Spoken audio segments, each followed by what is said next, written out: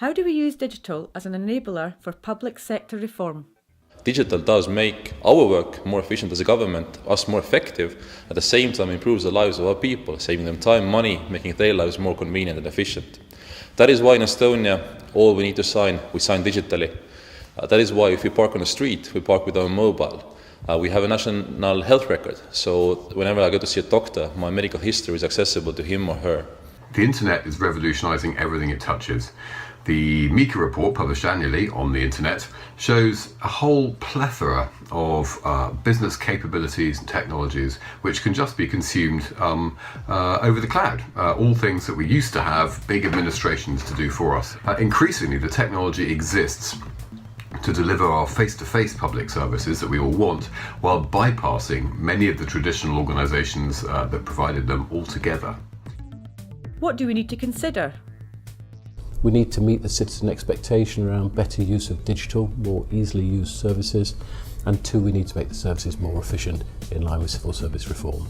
We often hear it said that digital is about more than technology, and that's absolutely right. Neither, of course, is digital leadership something that can just be given to an IT department, however progressive that IT department might be. There really isn't any function of an organisation that isn't touched by digital, that doesn't have to rethink what it's doing.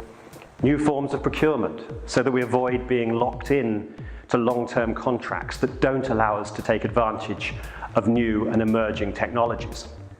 New ways of recruiting people, so that we can identify the skills that are out there and bring them into the organisation quickly and dynamically.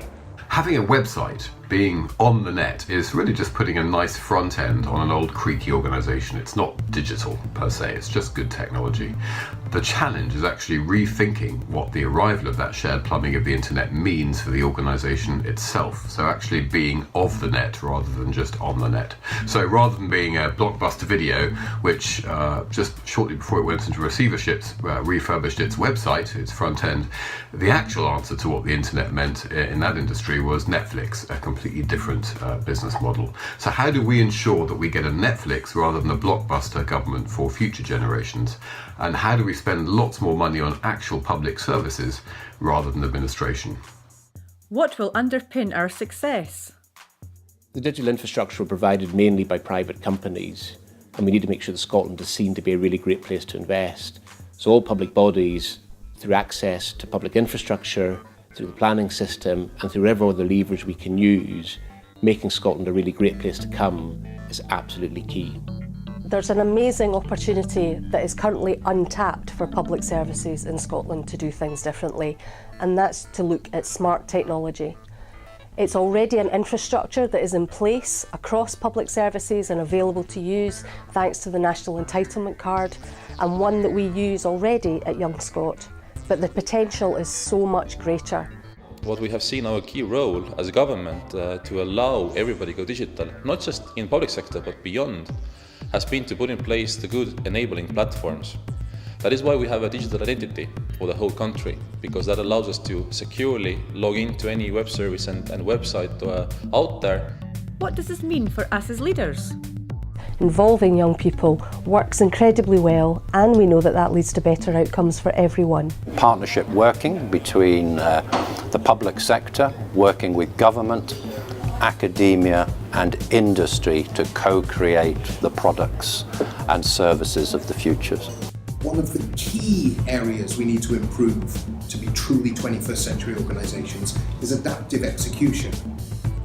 This doesn't just mean the popular Agile, Scrum, DevOps, etc. It also means being highly transparent and having a highly collaborative culture.